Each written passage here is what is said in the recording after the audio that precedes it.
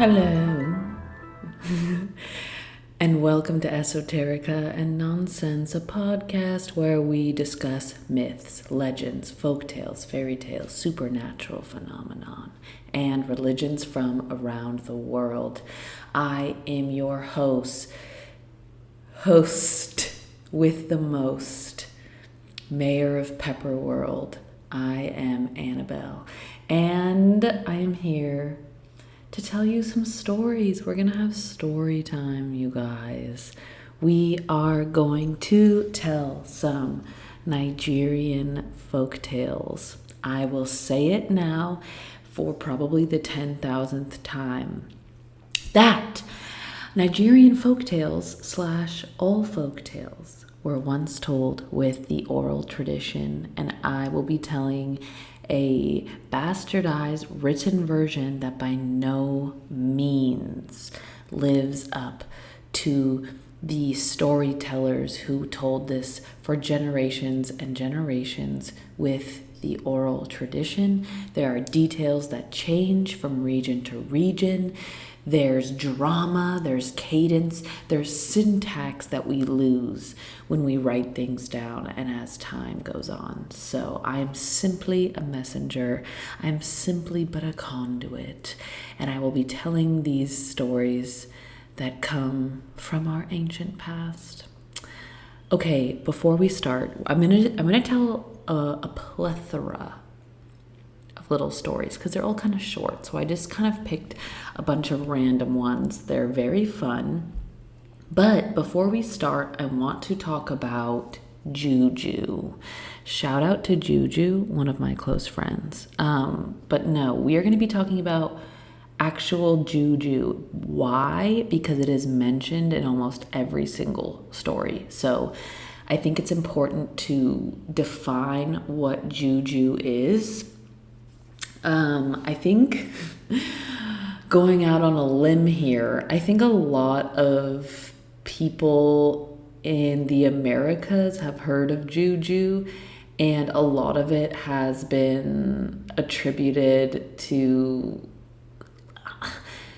I mean, in a nutshell, like racist assumptions, but also just like lack of education about anything that isn't Christianity. So I just wanted to clear up what Juju is. Okay, so Juju is actually kind of a broad term.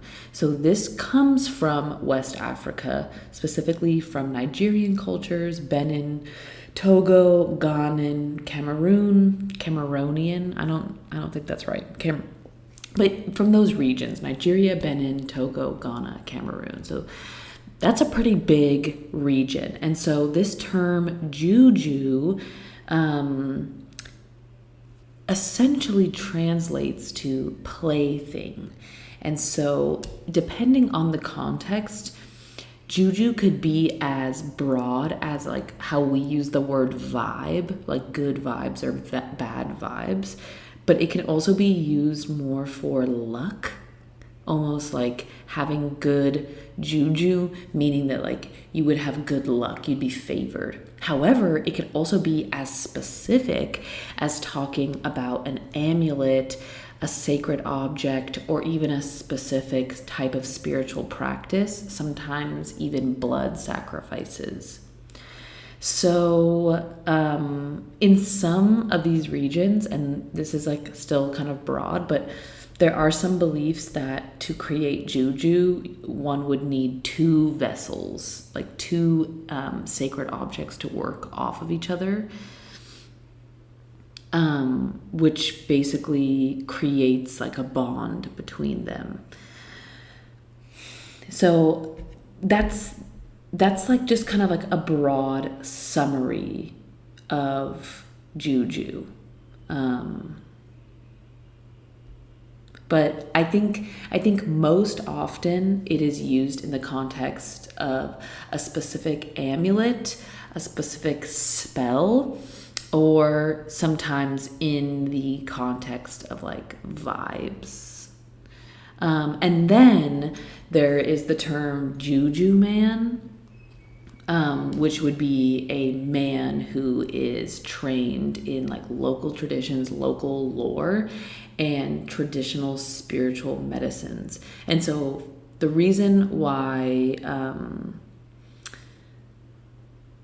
this is important to know is that there's technically like witches and juju men, and they're often considered different entities. So a juju man would be someone who does, you know, spiritual medicines and natural medicines, and I think a witch in this context is like someone who would quote unquote do dark magic.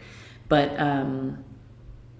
this is still kind of vague because there also are some instances of people using quote unquote like bad juju, which would be like revenge. This would be dark magic as well. So like I just want to throw it out there that because I'm telling these stories in English and I'm telling stories that have been written, the level of accuracy or the amount, basically the amount of cultural context lost does greatly affect our understanding of these stories, right? Right. Okay, let's get going.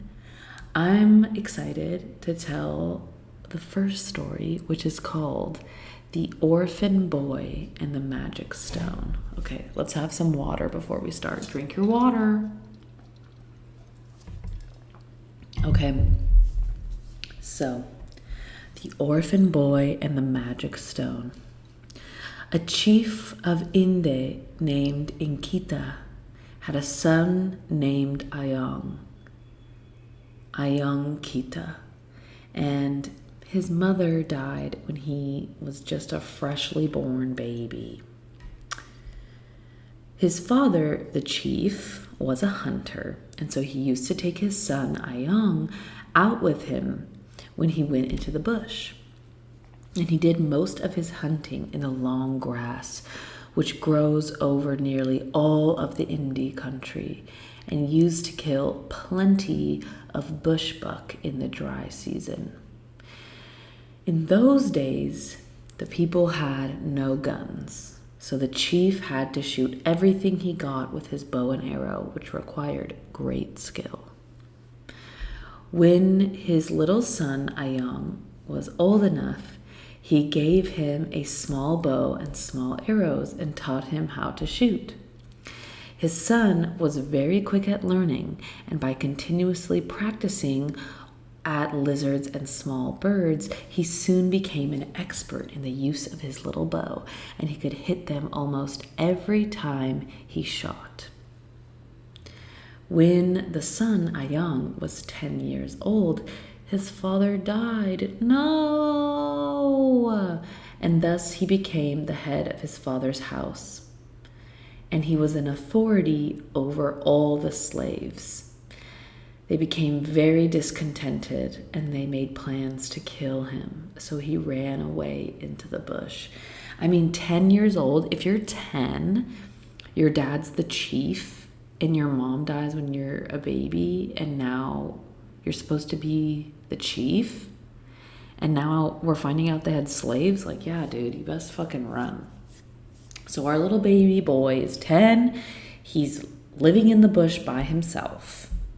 And so, having nothing to eat, he lived for several days on nuts which fell from the palm trees. He was too young to kill any large animals and only had his small bow and arrows, with which he killed a few squirrels, bush rats, small birds, and so he managed to live. However, one night, as he was sleeping in the hollow of a tree, he had a dream where his father appeared. His father told him that there was treasure buried beneath the earth, and he showed him where it was. But Ayong was so young and he was scared, and so he didn't listen to his father's instructions and didn't go seeking the treasure. I mean, I don't know about you, dude, but if my poppy comes to me in a dream and tells me about treasure, I think I'm gonna go look for the fucking treasure. Okay, So one day, sometime later, so this is sometime after he had this dream, he walked very far and he became very thirsty. So he wandered to a lake, and just as he was going to drink out of the lake, he heard a hissing sound. He jumped back and he heard a voice tell him, "Do not drink from this lake." He looks around and he sees no one, and he's very afraid. So he runs away without drinking any of the water. And so early the next morning, he was out with his bow and arrows trying to find something to kill so he could eat. And this morning, he meets an old woman with super long hair. Apparently, he thought that she was so ugly that she must be a witch. Typical. We just love a little sprinkle of sexism in here. So immediately, he's like, she's a witch. He freaks out. He starts to run. But she tells him, "Please do not fear me. Everything's okay." She says, "I've actually been wanting to help you. And I want to help you get your father's house back. And I was the one who called out to you yesterday and told you not to drink from the lake because there is bad juju in that water, which would have killed you if you had drank from it." So the old woman took Ayong to a stream some distance from the lake. And from the stream, she took out a small shining stone and she gave it to him. Then she instructed him to go to the place that his father had showed him in the dream, that beneath was buried treasure. She explains to him that when you get there, you must dig and you will find plenty of money. Then you will go and buy 2 strong slaves, and when you have bought them, you must take them into the forest away from town and get them to build you a house with several rooms. You must then place the stone in one of the rooms, and whenever you want anything, whenever you want anything, all you have to do is go into the room and tell the stone what you want, and your wishes will be granted. So Ayong does what he's told.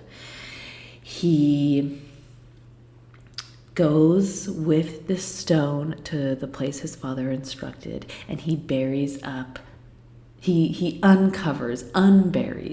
the treasure.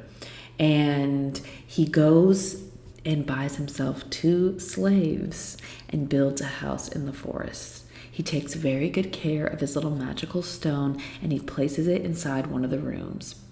And then, sure enough, anytime he needed anything, he would go and tell the stone what he wanted. And truly, it would grant all of his wishes. And they would happen almost immediately. So this went on for many years. Ayong grew up to be a man, and he grew up to be very rich. He bought many slaves, and he became friends with the Aro men. These were the men who once had large businesses trafficking human beings. Treachery, brutality. So after 10 years had passed, Ayong had quite a large town, and he had many slaves. But one night, the same old woman that had helped him when he was a boy appeared to him in a dream, and she explained to him that she thought that he had become sufficiently wealthy, and that it was time for him to return the magical stone to the small stream from whence it came. However, as to be expected, Ayong was not trying to do that. He was rich and he was vibing. He was really enjoying his life. And he had become chief now of his entire country. So instead, he had a different plan. So he sent for all of the Juju men in the country and 2 witch men, and he marched with all of his slaves into his father's town. Before he started, he held a big palaver, which I think is like a spear, and he told them to point out any slave who had a bad heart, who might want to kill him when he came to rule this entire country. So the Juju men obliged. They consulted each other, and they pointed out 50 slaves who they claimed were witches and that they were trying to kill Ayang with dark magic.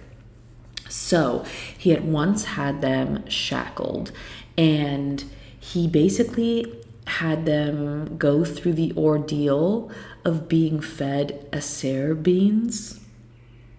Esere. I'm reading this with like my Spanish brain. Esere or eser. Let's say esere. Esere beans. Actually, just out of curiosity, let's see, what is that? Acere bean. Oh, okay. So these are sometimes also called ordeal beans. So yeah, these are poisonous beans, which is why they're sometimes called ordeal beans. And basically it it puts you through an ordeal because, if you basically will die if you eat it. So I guess that's the ordeal. But I'm trying to see if we can find any more information. Yeah, so essentially, these beans were used as like a test if you were a witch or not. So like, let's say you were accused of being a witch. If you ate the bean and you didn't die, usually what would happen is you would eat the bean and you would vomit. And if you vomited and didn't die, then you would be considered innocent. But if you didn't vomit, you would definitely die, which would mean that you're a witch.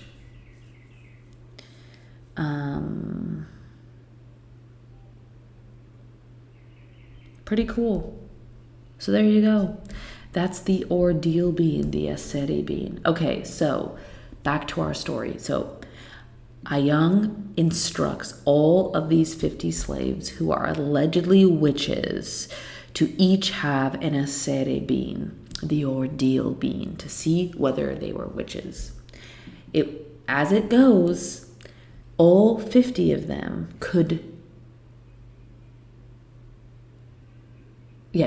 all 50 of them could not vomit, and they all died. So they were all declared to be witches. And so they had them all buried. After burying those 50 slaves, the remainder of his slaves who were still living were freaked the fuck out, and they begged him to pardon their lives, and they assured him that they would serve him faithfully and that they would never double cross him. So, even though these 50 men had been buried, their spirits could not rest. And Ayang was very troubled, and after a short time, he became ill. And so, again, he sent for the Juju men, who told him that it was these 50 men who were witches. The Juju men explained that even though they were dead, they were still using powers over Ayang, and they were coming out at night to suck Ayang's blood, and this is why he was sick. So they explained that they were only but 3 Juju men, and so that they would need 7 more, making the magic number of 10. And so when they got the other 7 Juju men, they dug up the bodies of the 50 witches, and they found that their bodies were quite fresh, as if they had just been killed. And so Ayang had giant fires made, and he burned them one after another. And then he gave the Juju men a big present of thanks. Afterwards, he became healthy again. He took back the possession of his father's property and he ruled over the country. Ever since, whenever one is accused of being a witch, they are tried with the ordeal of the poisonous aceti bean. And if they can vomit, they do not die and they are declared innocent. But if they cannot vomit, they die in great pain and are declared a witch. And that is the story of the orphan boy and the magic stone. Like, what? First of all, this is treacherous. Second of all, I wasn't expecting the story of the orphan boy and the magic stone to turn into like a origin stories of how the ordeal bean came to be, but it's pretty sick. Love. Okay, let's tell another story. This is called Why the Moon Waxes and Wanes. I love the moon, a little moon face. There once was an old woman who was very poor. She lived in a small mud hut thatched with mats made from the leaves of the tombo palm in the bush. She was often very hungry, and there was no one to look after her. In the olden days, the moon used often to come down to the earth, although she lived most of the time in the sky. The moon was a fat woman with a skin of hide, and she was full of fat meat. Oh my God, obsessed. She was quite round, and in the night, she used to give plenty of light. The moon was sorry for the poor, starving old woman, so she came to her and said, "You may cut some of my meat away for your food." This the old woman did every evening, and the moon got smaller and smaller until you could scarcely see her at all. Of course, this made her give very little light, and all the people began to grumble in consequence and ask why it was the moon was getting so thin. At last the people went to the old woman's house, where there happened to be a little girl sleeping. She had been there for some time and had seen the moon come down every evening and the old woman go out with her knife and carve her daily supply of meat out of the moon. As she was very frightened, she told all the people about it, so they determined to set a watch on the movements of the old woman. That very night, the moon came down as usual, and the old woman went out with her knife and basket to get her food.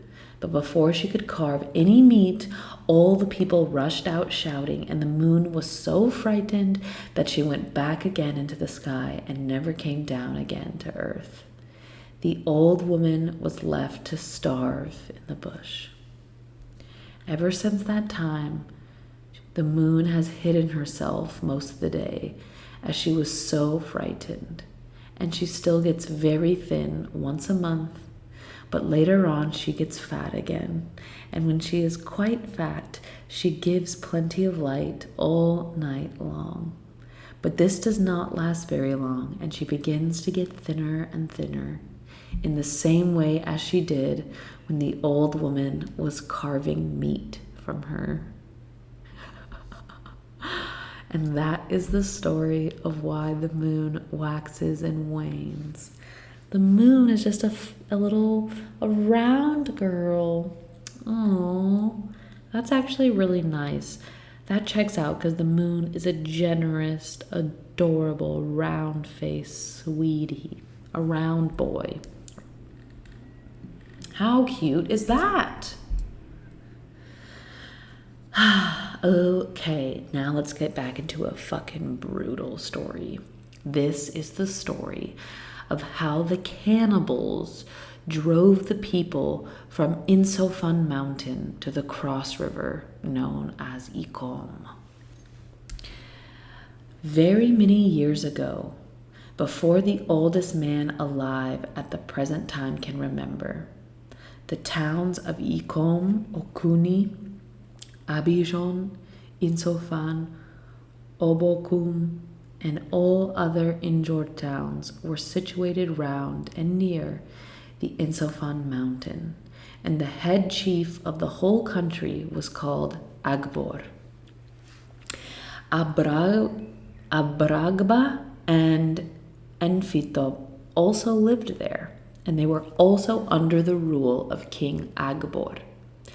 The Insofan Mountain is about 2 days' walk inland from the Cross River, and as none of the people there could swim and knew nothing about canoes, they never went anywhere outside their own country and were afraid to go down to the big river. The whole country was taken up with yam farms and was divided amongst various towns, each town having its own bush. Yam Central. Okay, so we're in the ancient yam capital. Get with it. At the end of each year, when it was time to dig the yams, there was a big play held, which was called the New Yam Feast. Sign me up. At this festival, there was always a big human sacrifice. Ooh, okay, I guess not. Don't sign me up. 50 slaves would be killed in one day. Oh, shit. These slaves were tied up to trees in a row, and many drums were beaten. Then a strong man, armed with a sharp machete, went from one slave to another and beheaded them. This was done to cool the new yams so that they would not hurt the stomachs of the people. Until this sacrifice was made, no one in the country would eat a yam, as they knew that if they did so, they would suffer great pain in their insides. When the feast was held, all the towns brought 100 yams each as a present to King Agbor. When the slaves were all killed, fires were lit, and the dead bodies were placed over the fires to burn the hair off. A number of plantain leaves were then gathered and placed on the ground, and the bodies, having been cut into pieces, were then placed on the plantain leaves. When the yams were skinned, they were put into large pots with water, oil, pepper, and salt.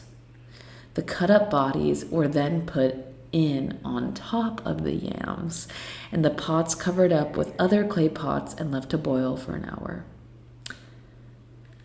I mean, I love that they're telling us the recipe. This is yam human meat stew right now, and seasoned with oil, pepper, and salt, baby. This is real specific. So King Agbor, having called all the people together, then declared the new yam feast had commenced. So then they would sing and dance. They would keep up these festivities for 3 days and nights, during which time much palm wine was consumed, and all the bodies and yams which had been provided for them were eaten by the people. The heads were given to the king for his share, and then he had finished eating them. The skulls were placed before the Juju with some new yams, so that there could be a good crop the following season. Shit. This is brutal, dude. But like, this is like how you fucking do blood sacrifice, man. So, although these people ate the dead bodies of the slaves during the New Yam Feast, they did not eat human flesh during the rest of the year. This went on for many years until at last the Okuni people noticed that the graves of the people who had been buried were frequently dug up and the bodies removed. So there was some grave snatching happening. Okay, so this caused great wonder, as the people did not like the idea of dead people being taken away. Fuck no. And they started to complain to the king, Agbor. He at once called men to start watching the graves and to monitor what the fuck was going on. And sure enough, that night they caught 7 men who were very greedy, and they would come whenever a new body was buried. They would dig it up and carry it into the bush where they would make a fire and cook it and eat it. Brutal. So they caught these 7 men, and they demanded that they show them where they lived and where they cooked the bodies. After walking for some hours in the forest, they came to a place where large heaps of human bodies and skulls were found.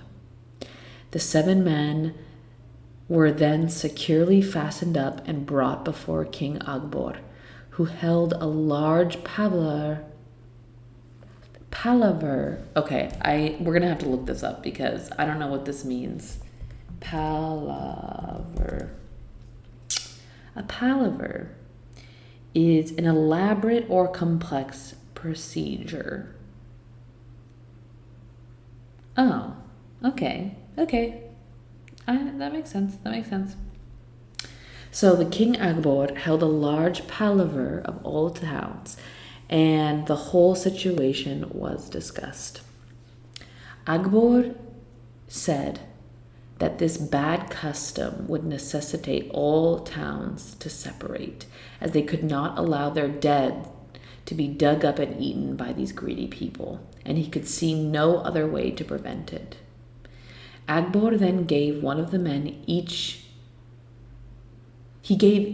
of these cannibal men's a town, and he told them basically to move on the far side of the big river and to make their towns there. The others were to go to the farther side down the river and on the same side of Insofan Mountain.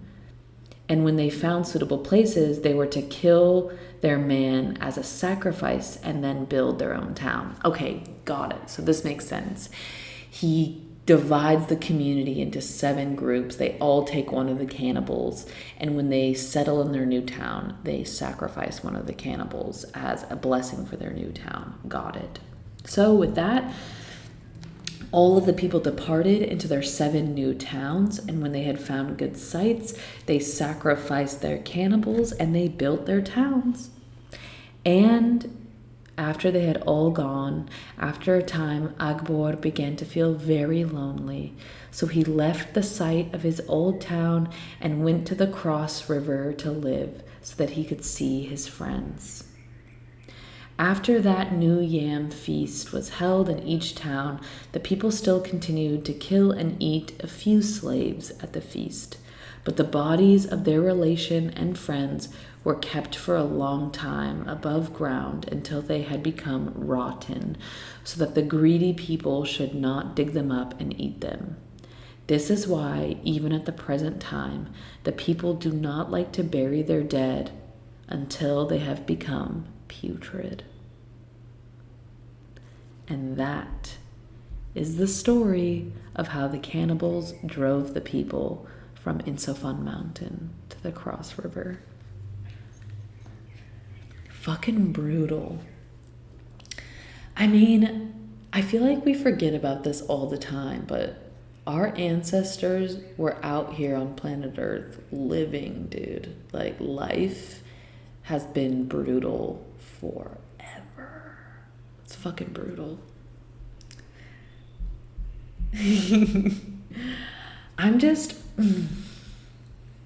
I'm honestly thinking a lot about blood, because obviously in our modern world, like, cannibalism is definitely pretty intense, but I think a lot about, like, sacrifice, because through Christianity, you know, like, the word sacrifice, we often associate with, like, dark magic, and in a sense it could be, but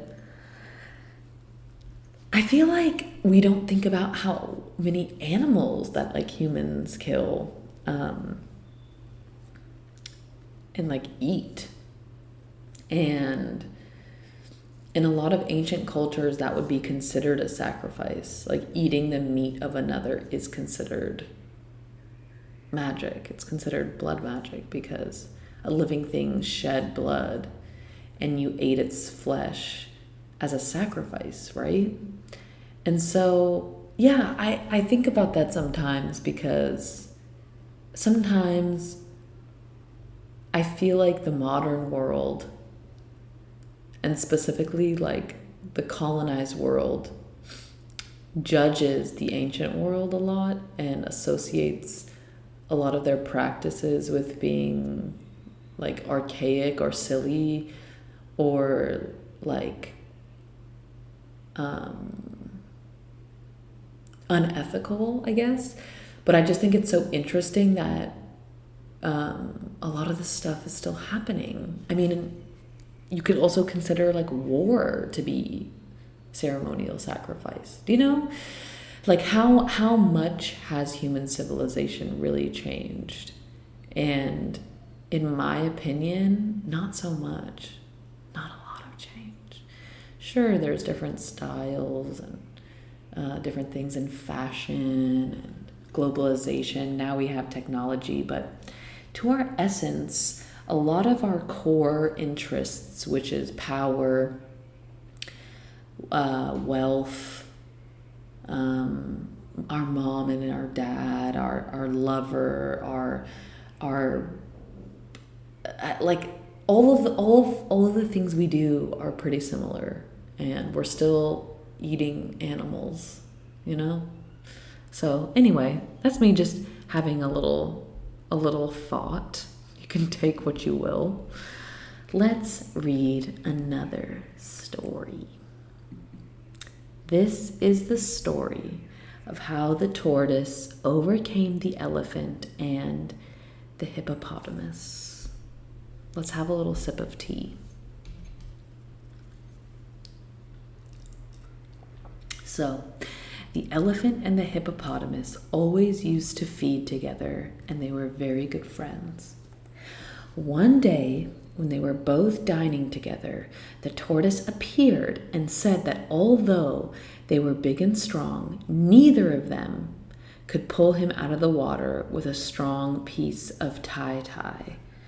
I'm assuming that tie is a rope.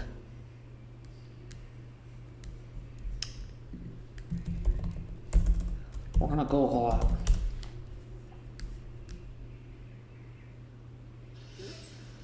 Okay, so we have no conclusive answer on what a tie is, so I'm useless.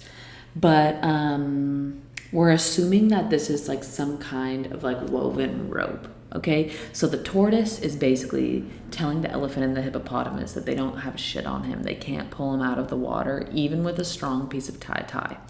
And the tortoise offers the elephant 10,000 rods if he could draw him out of the river. So the elephant is like, yeah, this sounds super easy. If I cannot draw you out of the water, then I'll give you 20,000 rods because this is going to be super fucking easy.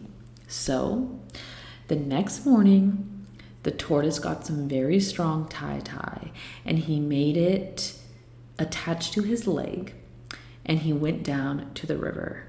So when he got there, he knew the place very well, and he slipped the tie off of his foot, and he tied it to a big round rock. And he left the other end on the beach for the elephant to pull. And so he went down to the bottom of the river and he hid himself. And then the elephant came down and started pulling, and after a time, he smashed the rope. Directly after, the tortoise undid the rope from the rock and came to the land, showing all the people that the rope was still fastened to his leg, and that the elephant had failed to pull him out. The elephant was thus forced to admit that the tortoise was the winner, and he paid him 20,000 rods as agreed. The tortoise then took the rods home to his wife, and they lived happily together. And they were very, very rich. After 3 months had passed, the tortoise, seeing that the money was greatly reduced, he thought that it was time to make some more money. So he went to the hippopotamus. And he did the same charade. He was like, yeah, but you can't pull me out, even though you're a super tough guy. And the hippopotamus is like, yeah, are you kidding me? Like, I could totally pull you out of the water. And like, don't even fucking step to me. So the next day, the tortoise does the same thing. He goes into the water with the rope tied to his foot, and then when he gets in the river, he swims underwater and ends up tying it to a rock. And then the hippo takes the rope and he starts to pull. The hippo grows very tired of pulling, and he comes up huffing and puffing, blowing water out of his nostrils. Directly after the tortoise saw him, he undid the rope, tied it back to his foot, and showed him the proof that it was tied to his leg. The hippo had to acknowledge that the tortoise was too strong for him and reluctantly handed over 20,000 rods. The elephant and the hippo then agreed that they would take the tortoise as their friend, as he was strong. But he was not really as strong as they thought, and he had truly won because he was so cunning. He then told them that he would like to live with both of them, but that he could not be in two places at the same time. He said that he would leave his son to live with the elephant on the land, and he would leave himself, who would live with the hippopotamus in the water. This explains why there are both tortoises on land and tortoises who live in the water. The water tortoise is always much bigger than the two, as there is plenty of fish for him to eat in the river, whereas the land tortoise is often very short of food. This is so cute. These origin stories are so adorable. I love that. Are you ready? This is just a bada bing, bada boom fairy tale episode, folk tale episode. This is the story of the king and the Juju tree. Udo Ubak Udom was a famous king who lived at Itam, which was an inland town and does not possess a river. The king and his wife, therefore, used to wash the spring just beside the house. I guess that was confusing how I said that. They used the spring to wash. So they would wash themselves, their clothes, whatever. Okay, so King Udo had a daughter of whom he was very fond of, and he looked after her carefully as she grew up into a beautiful woman. For some time, the king had been absent from his house, and he had not been to the spring for 2 years. When he went to his old place to wash, he found that the Edom Juju tree had grown up all around the place, and it was impossible for him to use the spring as he had done formerly. Therefore, he called 50 of his young men to bring their knives and cut down the tree. They started cutting the tree, but it had no effect, as every time they made a cut into the tree, it would immediately close up again. So, after working all day, they found that they had made no progress. When they had returned that night, they told the king that they had been unable to destroy the tree. He was very angry when he heard this, and he went to the spring the following morning, taking his own knife with him. Then the Juju tree saw that the king had come himself and was starting to try to cut his branches. He caused a small splinter of wood to go into the king's eye. This gave the king great pain, so he threw down his knife and went back to his house. The pain, however, got worse, and he could not eat or sleep for 3 days.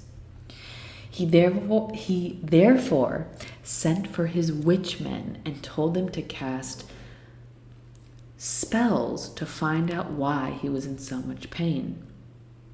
When they had cast their spells, they decided that the reason was that the Juju Tree was angry with the king because he had wanted to wash at the spring and had tried to destroy the tree. They then told the king that he must take 7 baskets of flies, a white goat, a white chicken, and a piece of white cloth, and make a sacrifice of them in order to satisfy the Juju. The king did this, and the witchmen tried their lotions on the king's eye, but it got worse and worse. They then dismissed these witches, and they got another group. When they arrived, they told the king that although they could do nothing themselves to relieve his pain, they knew one man who lived in the spirit land who could cure him. So the king told them to send for him at once, and he arrived the next day. The spirit man said, "Before I do anything to your eye, what will you give me?" So the king Udo said, "I will give you half of my town with the people in it, also 7 cows and some money." But the spirit man refused to accept the king's offer. As the king was in such pain, he said, "Name your own price, I will pay you." So the spirit man said that the only thing he was willing to accept as payment was the king's daughter. At this, the king cried. He did not want to part with his daughter, and he told the spirit man to go away. He would rather die than let him have his daughter. So that night, the pain was worse than ever, and some of his subjects pleaded with the king to send for the spirit man again and to give him his daughter. They told him that when he got well, he would no doubt have another daughter, and that if he died now, he would lose everything. So the king agreed, and he sent for the spirit man once again, who came very quickly. And in great grief, the king handed his daughter to the spirit. The spirit man then went into the bush and collected some leaves, which he soaked in water and beat up. The juice he poured into the king's eye, and told him that when he washed his face in the morning, he would be able to see what was troubling him in his eye. So the king tried to persuade him to stay the night, but the spirit man refused, and he departed the same night for the spirit land, taking the king's daughter with him. Before it was light, the king rose up and washed his face, and found the small splinter from the Juju tree, which had been troubling him so much, drop out of his eye. The pain disappeared instantly, and he felt great.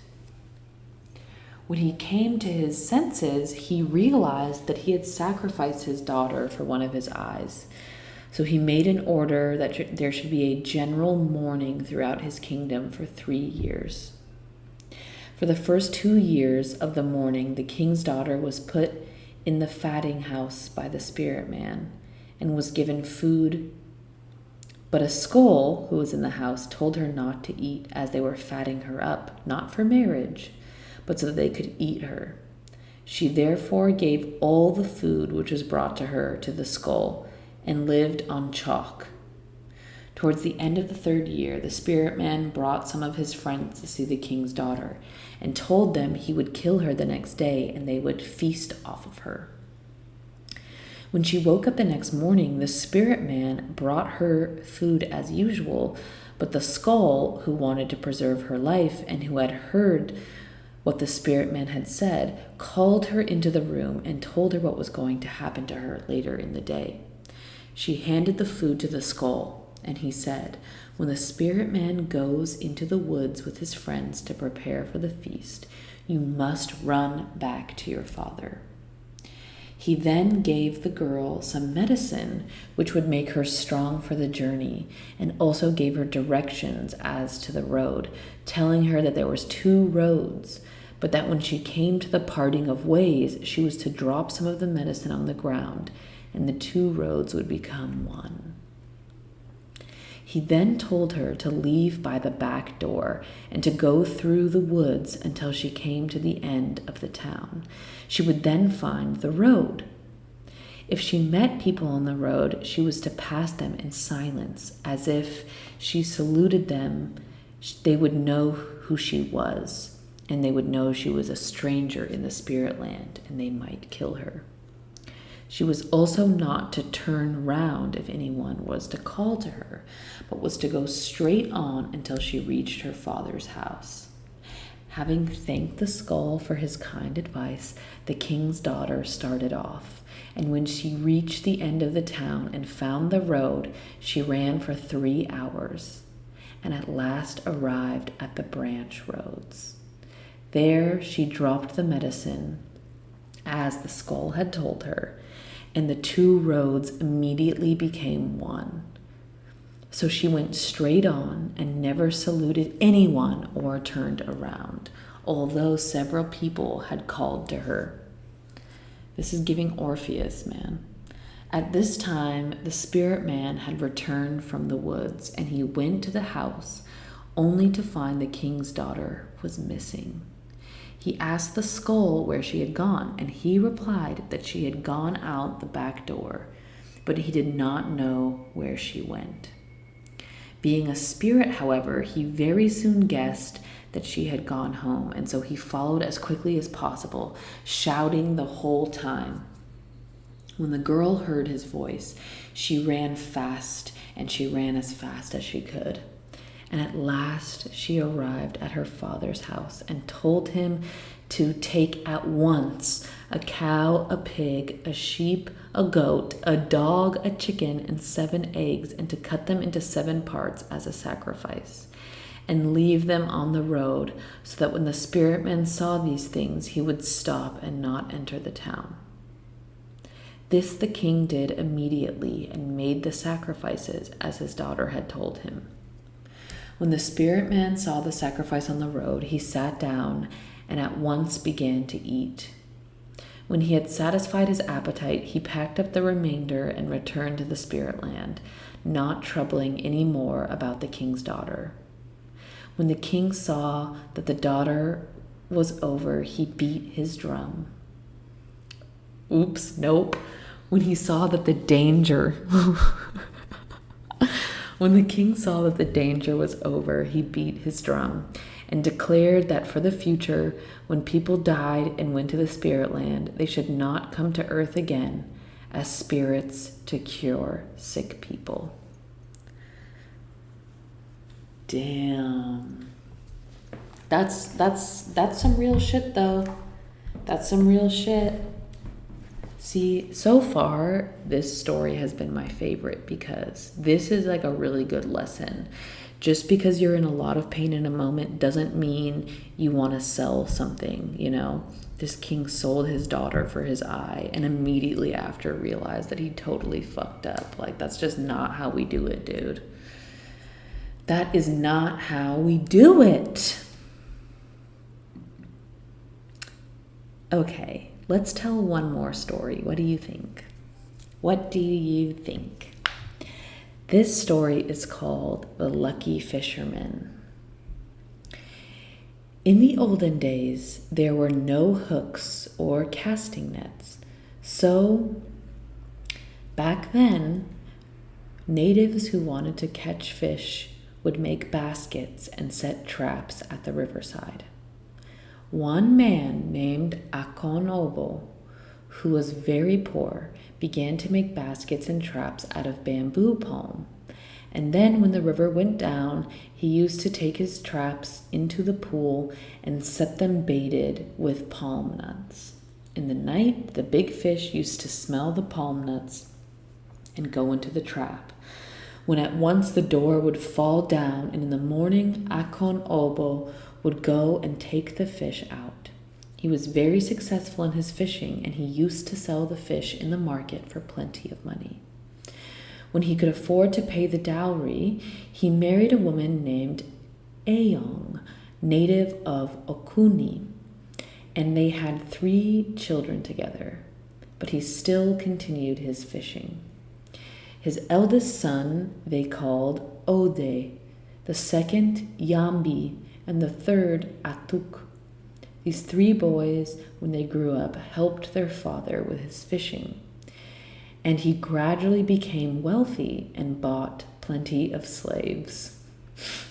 Got it. At last he joined the Egbo Society and became one of the chiefs of the town. Even after he became a chief, he and his sons still continued to fish.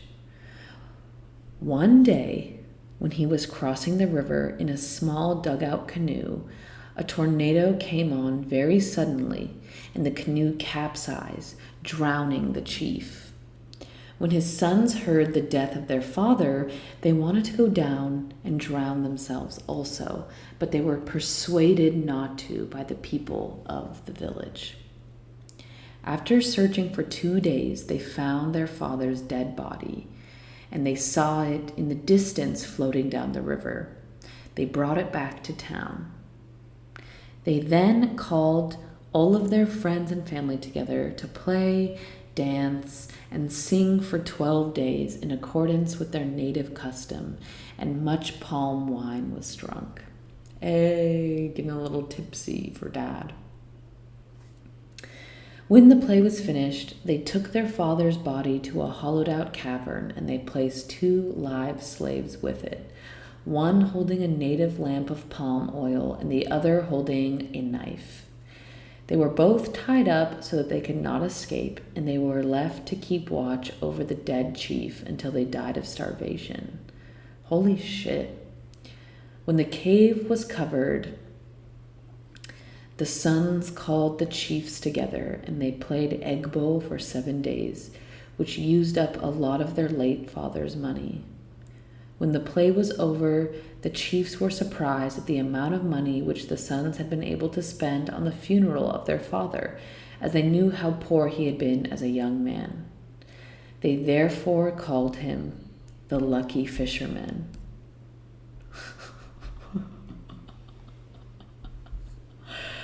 That was fucking brutal. I love these ancient stories because, like, the arc of these stories are so different than what we would expect in modern stories. Like, they're so, like, matter of fact and brutal, but also kind of sweet. Okay, let's do one more story. This is a short one, and why not just fucking go hard, you know? So this story is called The Story of Lightning and Thunder. In the olden days, the thunder and lightning lived on the earth amongst all other people.